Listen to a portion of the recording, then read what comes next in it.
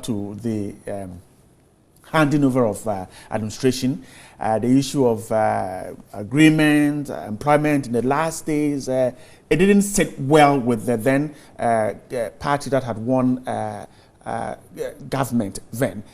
But the outgoing government defended it and said that they were still in power. Today, it is clear that the new government is taking to what they said it will do, review these contracts. And according to the senior minister, the idea here is to ensure value for money. How do you react to this? Yeah, I'm going to make sure that I do not make this an NDC or MPP matter. Right. This is a government issue, and whether we like it or not, whether it's 4 years or 8 years, there will be dying days for this regime. Just like there were dying days for Kufuor, there were dying days for President Rawlings. The final 1 week, 2 weeks will always come. We need to understand that the suspicion of the succeeding government is not something that we can wish away. After all, if you had 4 years or 8 years, what prevented you from taking these decisions? What prevented you from signing these contracts? And then 2 weeks, 3 weeks before you have to hand over power, you are signing these contracts, and when they ask you, you say they are urgent.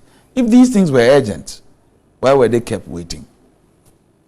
So, for me, I do not want this country to descend into another mudslinging contest. Why do they think that the NDC government may have done some impropriety left, right, and center? It is something that will happen to every government that is going to take control of this country. And I think that there have been calls before, I think I joined in those calls, that the Transitional Act, Presidential Transition Act, should be looked at again to probably spell out in black and white that certain things are not permissible after a certain period if that government is going to change hands, literally. But if you are going to stay in power, if it's a continuation of that government, then that may be overlooked. So I think, first of all, it's important that we understand that every government should desist from signing midnight contracts. There's a famous case in law, which is Madison versus Madbury, which has to do with the fact that President John Adams signed certain appointments on a couple of days, a few days before he had to leave, and that brought about some problems. What is important about this initiative by this regime is that they want to avoid judgment debt. And who can begrudge any regime that wants to avoid judgment debt? The few cases of judgment debt, the figures are scary. So I applaud the initiative. I'm happy that the Attorney General is going to apply the hawk's eyes and see whether some of these contracts are actually worth their salt or whether they should be abrogated even before they begin. But I think we should be working towards not second-guessing people's intentions. And I would want to ask you, both left and right, the media houses, not to allow this piece of information to be taken off tangent. The idea is to streamline the contracts. The idea is not to find fault with the contracts. And I believe that if the previous government did its due diligence before signing these contracts, there should be no cause for alarm. I'm grateful. Mr. Tamensa, so how well would you support the review of the Act, the Transitional Act, particularly when it does not put a halt to what the outgoing government can do? Thank you. Right, thank you. Maybe I'll take 1 minute to do something with my brother's support to thank the chiefs and people of Tamale for honoring me with the position of a development chief of Tamale. Okay. Especially to Dakwemana for his support and everything. And I want to salute the people of Tamale this morning. Now to your question, you know, and this has to do with the review of the contracts. I think it's well in place, and I don't think even the NDC will have a problem with that. As for me, I would even think that it shouldn't be just contracts that were signed in the last 2 weeks. I think that they should review all contracts that don't make sense at the face value. And there are several of such contracts. You hear the figures and you want to commit suicide. And so we should review all the suspicious contracts, not just the last 14 days. As for the last 14 days, they called for it because some of them were uncalled for. But it amounts for me to an abuse of that incumbency thing. That, well, whatever you do, I'm in power and I can do what I want to do. But there we go. Today you are no more in power. Somebody has also the right to review. And it may be more embarrassing if certain things are found out. So for me, I think, and again, beyond some of these contracts, I think we should also go further to review some of the high-level, high-profile appointments that were made in certain key institutions, last-minute appointments. If they were so critical, why did you have to wait till your last 2 weeks to make all these stashing institutions with numbers that you cannot justify? And I think we should review all these things. That's not to say that people do not deserve to be employed. Will not be violating the law in some of the instances? Is there any law that prevents anybody from reviewing? I mean, review is review. If you review and you find that things were not done properly, you go through the right steps to undo them. That's reviewing. So for me, I think we shouldn't stop at just commercial contracts, but even engagement contracts for employment, especially senior positions in key institutions, where in certain places overnight, places were filled with 3 deputies, 2 deputies from nowhere, just so that you tie the hands of the new government. I think it's not well placed. So we should review all. I see. But what about the argument that these appointments were made not like you're suggesting to tie the hands of the incoming government? So then why were they made? I mean, if they were so critical, why did you have to wait till, I mean, I don't want to get into the mentioning of names, but why did you have to wait till the last minute to appoint 3 deputies, to appoint 2 deputies? You have worked 8 years with 1 deputy, and then the last 1 month, you found it critical to put up a need to add more. That's tying the hands of the new government. I see. If it's a process and it truncated when they were leaving office, if should have been left. If there's an employment process that takes 8 years, then we even have to abolish it.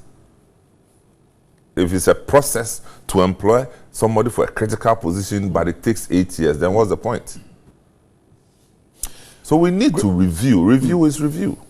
I see. Then again, Ricky, let me come back to you.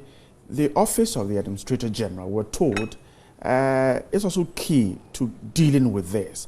Now, some are suggesting that we should make him or that office a beneficiary or a member of the Article 70 office holders, so that that person has enough resources to track state assets, so that it's just a matter of he handing over, receiving documents and doing the right thing. With the Transition Act now, that office is not well resourced. I can't see the link between resources and Article 70. If maybe by that Article 70 you are suggesting that the person is appointed until they cannot be removed, until they get to their retirement age, that helps with job security. I can understand. You see, there are legal requirements, and then there are what is on the ground. I call it the real politique. Even if there is in law a certain statutory allocation to that office, it still requires human beings to ensure that this money is allocated to his office and that he receives it. I will not want to blemish the officer in in the position right now. But the previous one, whom I knew quite a bit, had a little more initiative in him. I haven't worked very long in the public service, but I do know that you will have to go out and get. So between now and the next change of government, or in the next 4 years, this person should be making efforts to, resource himself to be able to do their job. The Transition Act may be well and good. There may be an Administrator General. But remember that the Administrator General's job is not something that everybody enjoys. If it has to do with finding out cars that have not been declared, finding out people who are taking away equipment from offices, people are going to make sure that they make it difficult for him to do his job.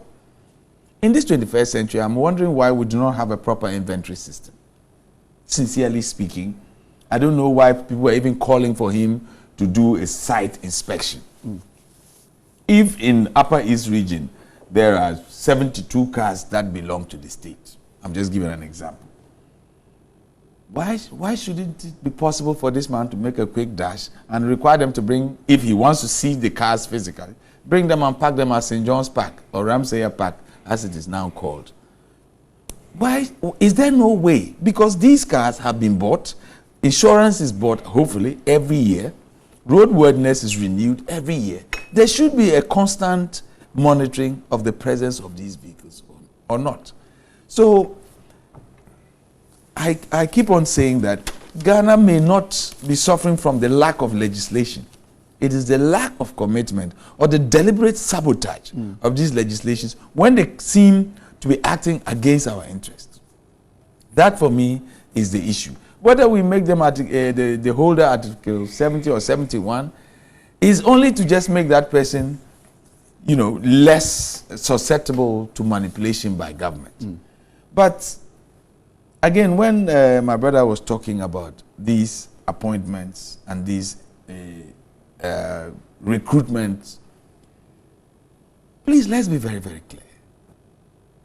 If you start a recruitment process maybe in July of an election year, then right up to maybe October, there is an uneasy pause of that recruitment exercise. And this country, like the whole world now, information goes around. You hear, oh, they are holding on until after election. And then after election, there's a slew of appointments. Like you said, let no one mistake this comment to mean that people do not deserve jobs. That's not the point. Why would you all of a sudden find a ministry or an organization needy of 3 deputies? But while he was saying that, I was also worried that we are going in the same direction, because rumor has, not rumor anyway, we have some news reportage that certain ministries are going to have at least 2 or 3 deputies. And that is reminiscent of the days of my good friend Jerry John Rawlings, when we had Deputy Minister of Agriculture in charge of livestock, then in charge of fisheries, then in charge of crops. If we want as a country to progress... But don't cut you, but let's... A very interesting point you just made. Yeah. And I find that very interesting because those were the days we used to promote, you remember pork show? The pork shows and the rest. Because I remember very well, because Dr. Lai at the time was Deputy Minister for Agric in charge of livestock. And the promotion of livestock was real. And I thought, we are all concerned about the live numbers. We are concerned. I think if for a good cause, of course. Then I think that's where you're coming from. It's intended to be for a good cause. But what goes with it is, what is the job description of the person? Specific job description given to the different numbers of deputy ministers. Deputy ministers. You okay. understand? So they don't replicate let me finish my submission here. You see, is it enough to have a minister in charge of something when, for example, the livestock farmers on the ground do not have the necessary facilities. I come from an area where livestock is very, very highly valued. And recently, you've now become one of us. Veterinary services are almost non-existent in this country. I mean, recently there was, I think it was a Joy News reportage on the rabies epidemic. You know, there is dogs are killing people, and there's actually no anti-rabies vaccine, etc., etc. So, while there may be logic in appointing somebody in charge of livestock, for example, what happens? When I was a child, my grandfather would get us to arrange the cattle, head the cattle to a particular park once or twice a year for the veterinary to come and vaccinate them. That was in the early 70s. Today, you cannot find vaccines. Most of the veterinary offices are empty. People go to banks and receive salaries. That's very dangerous. Yes. Okay, so your point is that if a minister is in charge of a sector and yet down there we don't have the logistics, then the impact isn't felt. That's your worry. Mr. Atimase, let's wrap up this one. So now, amending the act, which has been started, we're told the AG will take a look at what IE has put together and forward it to cabinet.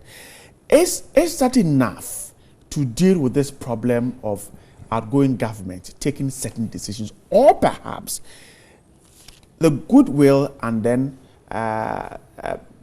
the doing away of mistrust will open the system up for outgoing government to behave the way the incoming government mistrust is not going to go away. Not tomorrow. I mean, no. Let's not even wish it. It's not going to go away today, tomorrow. It won't go away. I think it's putting in the right effort, which is what they have done. It's just the beginning. They are trying to amend the act. Yeah, I mean, you know, for a good reason. And I think that's what they are doing. And we just should see through it and make sure that it achieves the desired objectives, you know. But talking about mistrust and all, it won't go away. I mean, even in the church, among the pastors. So really, it's not going to go away. Just do what you have to do, the good effort, in order to achieve a certain objective. And I think that's fair. Can the law be that specific that an outgoing president cannot buy a pen? And well, so the law can do anything. So the outgoing president gets his wife to buy the pen. I mean, you see, and circumvent the law. Of course. That's what I'm looking at. I think there are other issues we want to deal with. But this is okay, it's going to hang with us for quite some time. But every 4 years, this transition thing will visit us again. And I think every 4 years, we'll have the opportunity to see the gray areas that we need to tighten. And I think that's how democracy develops. Right. I'm grateful. Let's quickly touch on this one. This Maaku thing, Daily Graphic, page 75, is talking about the story. We're told that Maaku is asking for some... The story is saying that the general manager of Maaku Fast Foods, Richmond Pono, has appealed to the public to continue to keep faith with the company, even as the country's justice system deals with the alleged assault case that has hit the company. He said that they have 300 Ghanaians and 4 expatriate workers, and it will not be good for Ghanaians to totally write them off. It goes on to say that what is wished that the public will be discussing how the company was contributing to Ghana's socio-economic development rather than the present unfortunate development. And that's what he wished we would have talked about. But Sames, can we simply let go of what is happening and talk about what Maaku does as far as our economy is concerned? Well, I mean, what Maaku does is what they are expected to do, and that's no news. You know, dog bites man is no news. Okay. Man bites dog is news. So what you're expected to do, you do. But what you are not expected to do is the news. So he should live with it. And I don't subscribe to punishing the organization Maaku. Right. Really, it's a going concern. It should be allowed to do their business. Punishing as in what? The law taking its course? No, not the not from the. I'm talking about consumers. Of the I'm talking about consumers. Products, right. You know, people. Let's boycott Maaku. I don't think that's fair. I don't think that's fair, and that's my personal opinion. Having said that, I think that the law should be allowed to have its course. Okay, the gentleman in question, I don't think that they went to a management meeting and advised the gentleman to go and put pepper in somebody's face. It's his own doing, and he should face the law. That's as simple as that. And the thing is that, you see, these things happen on daily basis, and not just in organizations that are owned or controlled by foreigners. No. Even local organizations that are owned by local institutions, they do these things, very demeaning treatment given to fellow human beings. And so maybe it's just 1 out of a million. But if we allow the law to find its place in this situation, we can replicate it if it happens elsewhere. But it will be very unfortunate if we stifle what the law can do in this situation. But as for the company, its relationship with consumers, I think they didn't beat up any consumer. So consumers should still go and buy their chicken and chop their chicken. If they want to. If they want to. And the person who did it should just face the law so that life can go on. If they have to compensate the lady, they have to do it. Whatever they have to do, they have to do. I think for me, that's my position. All right, so you can join this conversation 0508235228. That's a WhatsApp number 0508235228. John Hughes will take your comments when they come in 0508235228. Ricky, I'm sure you agree with Ms. Hatta-Mensah. No, I don't. So you're suggesting we should punish the company for I did not. Let me say it the way I Where want is to your say disagreement then? My disagreement is simple. You see, the reason why people catch thieves and lynch them is because they've lost confidence in the police. Among many reasons. If you've ever had an alleged thief and you have taken them to the police station and you realize the amount of time and the fact that the police service even requires you to tip them, you even require to give them transport to come to your premises, etc., etc. I am not justifying mob action. One of the reactions towards Maaku is not because they think that the organization sanctioned it.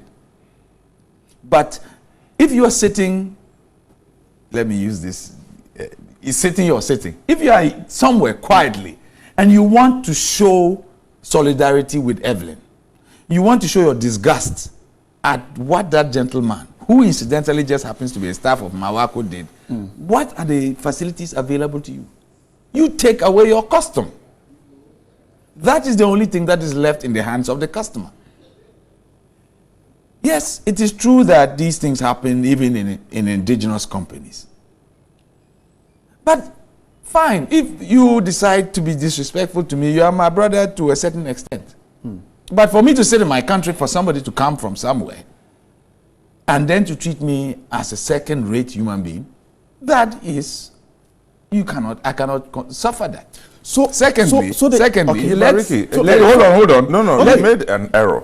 Which is? It's not somebody coming from somewhere. Okay, he's a Ghanaian. We were told he's a Ghanaian. Oh, well, is that what you people said in the papers? He's a Ghanaian by birth. I know for a fact. Okay, yes, that they are Ghanaians. That mistake is being made by a lot of people. No, but we can make it because we know the facts. Okay, so I'm recently informed. And his lawyer has said several times that but Maaku, we know them. We know them. No, I don't eat out much. That's why. That's the reason why.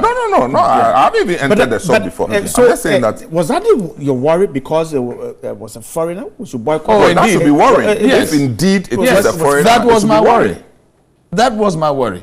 That this person apparently is supposed to be, the little, very scanty. Sometimes we will have to blame the media again. The way the information was Lebanese, and he's supposed to be the brother-in-law of the owner of Maaku, and and then in the same breath, it is like, the way the information was given. Until now, I knew that this was some young man who was brought in from Lebanon, probably without a work permit, who arrived here and he was being, But all that notwithstanding, the truth must be said that there have been very worrying incidences of mistreatment of, let me bring this new jargon, black Ghanaians. Whether we like it or not, there is a perceived feeling that the not too black compatriots of ours do not show us respect.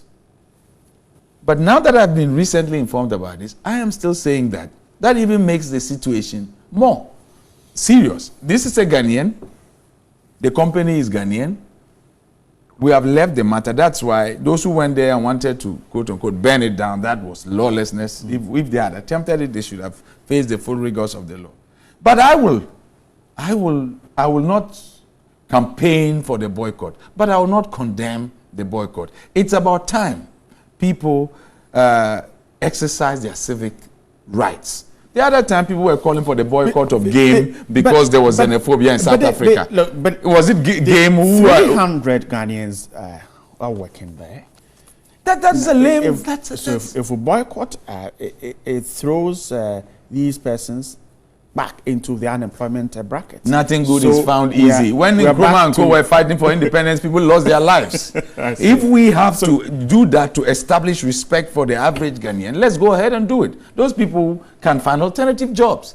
Otherwise, if your boss comes in here, and I'm reliably informed he's non-Ghanaian, and gives you a slap, just because the rest of you work here, we should suffer it? I think there are certain necessary things okay, Mr. Atameso. Okay, so you see, I get where you're coming from, which will be the spontaneous reaction that happens to all of us. But we want to look at it from a more sustainable point of view.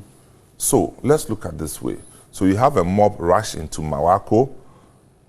In reaction to a situation like that, somebody in Maaku decides to defend himself, takes up a gun, and shoots. Chaos. No, that is condemned. Yes. No, that's what I'm saying. Chaos. So we are just saying that in all these things, let's look at the fine threads of where the law belongs and apply the law, because that's more sustainable. That's all we are saying. And that's what I'm saying. I'm saying that let the law take its place, but refuse to give them your custom to make a point. Well, in a manner that you have been affected, in a manner that you have been affected, I would agree that you refuse to customize, patronize the service if you have been mistreated in a particular way as a consumer. I agree. But with particular reference to this employer-employee relationship, which we believe is also widespread. But what we have lacked over the years is not consumer campaigns. What we have lacked is how the law should take its place in these organizations. And that is a pity that certain people have gotten away with so much evil as to how they have mistreated Ghanaians. And for me, it's a big problem. You see, this person who did it would have gotten away with this. Yes. Would have gotten, and the worst part, one restaurant in Naboni, something like this happened. And guess what? The other Ghanaians there later on were giving money, and then they went to the other side to support the employer. The employer.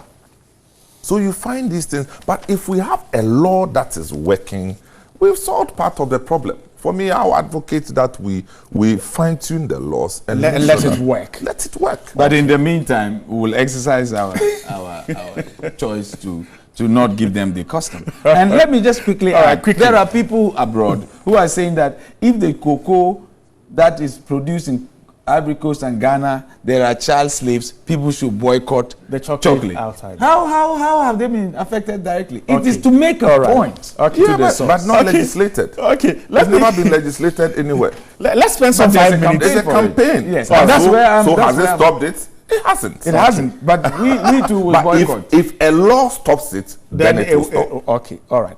If a functioning law stop, because so we have the laws. Make the laws functional. Okay. Let me quickly go to the Ghana Observer here and spend some 5 minutes on this story. Ghana tired of handouts and charity. President Akufo-Addo has sounded optimistic about the country's future, saying we want to build a Ghana beyond aid. According to him, Ghanaians are tired of being beneficiaries of handouts and charity that, according to him, do not help us to stand on our feet and deal with our issues ourselves. Ricky, briefly on this one before we move to the other issues. I I even heard Nkrumah talk about this, and yet you heard him. You were told that he said it, or you heard it. Were you around? A few times I see him on TV. Yeah. He talks about that. Yeah, actually, this is a story that has been consistent in the president's speech. He said we have no excuses for poverty. I think that was the independence speech. One of the reasons why I was well disposed to Nana Akufo-Addo's presidency was because I know that he's a person who does not think lightly of himself, and for that matter, he will want to acquit himself creditably for posterity. So when he says this, I am encouraged. There's no, we can't flog the horse. We have gold, diamond, oil, manganese, timber, etc. We have even the human resource that is top notch. I mean, Cuba is exporting doctors and they are making a whole lot of money out of it. We could also export something if we decide to put ourselves to it. So indeed, we have no excuse to be poor, and we ought to be tired of handouts, because handouts are not just handouts. They come with strings, they come with loss of national esteem, they come with loss of sovereignty. They compel you to have to listen to something that we not normally listen to. So for example, somebody can tell you that if you do not legalize same-sex marriages, then we will stop giving you money. I mean, that is effrontery at its highest. So yes, we are very encouraged by this statement. We hope that they do not just become slogans. I am particularly sure that the president has the intention to, and it should not just stop there. And there must be, and get it done. He should go on and get it done. If even that is the last thing he does, if he reduces the way, I cannot, that would be too wishful to say that we just all of a sudden not receive aid. You know, but if he reduces it to such a point that, for example, our elections do not wait for donations. I mean, that is some all right. Even when let's come in and then we'll take some quick comments from okay. our So again, as it's been consistent since Nana Akufo-Addo became president, you know, this is it. We want to be economically independent. These are some of the things we want to do. We have one district, one factory. We have so and so and so and so. But in all these things, I think that there's always form and substance, and the form is to what are the what do you call the physical evidence? How does it look? Right. What do we want to see? But beyond that is how do we achieve? For me, is a critical thing. You know, how do we achieve this? Yes, you know, there's a critical or a growing industry which is illegal and very criminal in this country that government in, government out have overlooked. And this industry, I call it an industry, is the under-invoicing industry. This under-invoicing industry is what is killing everything. Now, if we don't deal with this under-invoicing, one district, one factory is going nowhere. It's going nowhere. You can build the factory today, produce your whatever.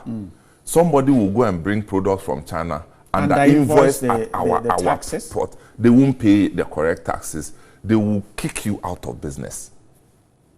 So if we don't check some of these criminal activities going on, economic activities going on, empower and resource the police, upgrade their usefulness, all these things we'll continue to do the cyclical jargons. You know, we are doing one district, one factory. Meanwhile, you just produce an orange juice factory in Maaku, and then somebody brings orange juice from China under invoiced.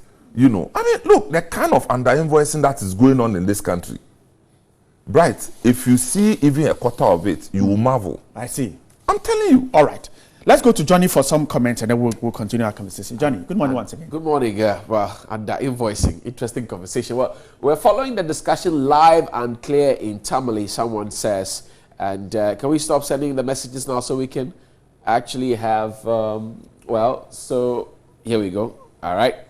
And it says, saying Maaku employs 300 Ghanaians seems to suggest that because we are poor, our dignity should be thrown to the dogs. The restaurant should be boycotted by all true Ghanaians. And this should happen to a Ghanaian companies, American companies, etc. The Transition Act needs to be amended to spell out limitations of outgoing government. Good morning, Mr. Bright. Mr. Amfo, you meant. It's actually okay punishing the man who is involved in the alleged abuse, but then the law must prevail. Michael from Sominya. And permit me to deviate. Instead of criticizing the free SHS policy because it's going to cripple quality at the basic level, in the budget, there isn't any support for basic schools improvement. No provision for ICT facility, real teaching and learning materials, and convenient place for teachers to use as staff common rooms. The free SHS is an empty policy for now until the basic school level is critically attended to. Please tell the CEO of CTFM to really consider this and let the public know his true side in his print media. Mr. Summers? No, true side in what? I don't know. Which one? Well, it says the free SHS policy is an empty policy for now until the basic level is critically attended to. So we should tell you to really consider this and let the public know the true side through your we're not medium. discussing the free SHS policy now, so I guess we can move on. Of course. To the course, issues true that we side. have discussed here. Well, okay. So Maybe he's mixing a lot of things. a lot He of himself things. Well, said he he's said he's deviating, deviating anyway. So sorry, we're not Then discussing please the free remain yet. deviated. oh, please. Okay, move on. I bought a military from Ghana Armed Forces last year, but our first batch have passed out. But we, the second batch, are still at home, and I don't think either as counseled or not. Okay, let's move please on. help Let's us out. I'm Sapon from Fadama. Good morning, Nana. In fact, I truly support the take of the AG for reviewing contracts. In fact, every contract, I mean, to say that they signed at the 10 days of the NDC and Mahama administration, the last minute contract. But AG should rather review the 13,000 Ghana cedis to be paid to the so-called Council of State and stop this vindictiveness. We have tens of ministers, MPs, and the judicial board. I don't see the essence of Council of State, who even sits 4 times in a year. Why are they not even paid according to their sitting? We are watching Sam Sudin in Kanvili. And good morning, Bright. Tell the CEO gentleman to this unpatriotic stand on the Maaku issue. These Lebanese guys generally have a consistent issue of complete disrespect to Ghanaian workers, and this has been going on for far too long. This is just a tip of the iceberg. Anyone who, one way or the other, supports this is either a bootlicker or unpatriotic. Other jurisdiction has citizens, his citizenship will be revoked and deported. Okay, IB said right. that to us. You want to? So he only repeated what I said. He's saying that he thinks you are being says that you are being unpatriotic. No, but unpatriotic. there's a disconnect. Yeah. First, he says that I'm being unpatriotic. And secondly, he's saying other jurisdictions, His citizenship citizen will be revoked based on the law. Right. Okay. Not Right. because people woke up to sack him, based on the law. And it's the same law I'm saying that we should make sure we work to the latter. Right. That's all. Says the man should be punished seriously because this is how they treat their workers. Reviewing all these contracts signed by the outgone NDC government, to me, strengthens our democracy, and we should applaud the MPP government for that. Ernest Mangwasi. Good morning. Please, we don't understand how government is trying to tell us, what Ghana is trying to tell us. According to sources, the training colleges forms are released but yet are not selling. Why and when or what is their plan towards that? By the way, to your discussion, the outgone government may be or were having some problems or something in mind to tarnish the image of this government, but inshallah they will not succeed. Bright, finally, Bright, can you please tell Mr. Sames to allow the gentleman he is on the show with him to make concrete non-partisan points? He's not making me enjoy the show. Shalom from Cape Sames, the folks seem to be on your case today. No, that's fine. That's fine. No, that's fine. It's fine. That is what makes the show. It's fine. It's okay. But if nobody comments on what we are saying, then we are wasting our time. Right. Okay. Someone says your tie is remarkable. Mixer Ricky, I love your coherent submissions. TV3 thumbs up. I can't have a full day without TV3. I'm sorry, people who are full of personality attacks and innuendos, but their own reflections. Sugri and Ashama. Okay. Thank you. Okay. That's all for social media. I'm grateful. It's a local fabric. It's made in Ghana. And you've refused to make one for me. Yes, I will. Year This time of I asking. will fulfill my promise. All right, gentlemen, sorry I have to wrap up. I thought we could have some 5 more minutes on this planting for jobs and food. ISA is asking for clarity. According to ISA, agriculture modernization has been on the lips of, on the books of every political party since independence, and yet we don't seem to move on. 30 seconds on that, then we move on. Yes, it is Clarity true. on planting for food and jobs. I'm afraid that I have a very good friend who is very, very passionate about GMOs. I hope that in the zeal and verve and anxiety to improve our production, that GMO does not slip in. I am terribly little informed about this GMO story, but what he tells me gives me the shivers. So yes, there is a long need for improved agriculture, production, more infusion of capital, large-scale mechanized irrigation, improvement infrastructure, everything. But we've heard it so many times. Why is it? What is new about this? Let's see if there will be a difference. All right. Sevens. Let's wrap up on this one. Clarity on food, planting for food and jobs. ISA is suggesting that the government should come out more on it. But I was just hoping ISA would be rather clear on what they don't understand about this. I mean, ISA is a whole research institution, Right. and they should be able to tell us which elements of the whole program they are not clear with. You know, it's a bit more vague to tell me that we are not clear with the whole thing. They're suggesting that it is not new. And Yeah, that but nobody said it's agricultural new. modernization is a key objective of every government since independence, and yet No, objective and implementation are not the same. They are not the same. Right? So the fact that it's objective doesn't mean anything. Yeah. And the fact that it's not new is neither here nor there. The man comes and says, this is how I want to do it. Indeed, I heard Dr. The Greek minister, Osefri Akutu. He even likened it to Kutu Achampon's Operation Feed Yourself. Yes. So the issue of it's not new. I don't know where Isa is bringing it from. All right. So I think that we should look at how they operationalize this ideal and then make sure that it works to the benefit of Ghanaians. In any case, if it doesn't work, we'll review and change it. Right. I'm grateful. Samuel Tamens is the Chief Executive of City FM, and Ricky Kasisi Pepra is the founder of the Youth Enterprise Development Network. We're grateful for your time this Wednesday morning. Wish you a great day. All right. Thank you. Let's step on the brakes for now. When we come back, there is more on New Day.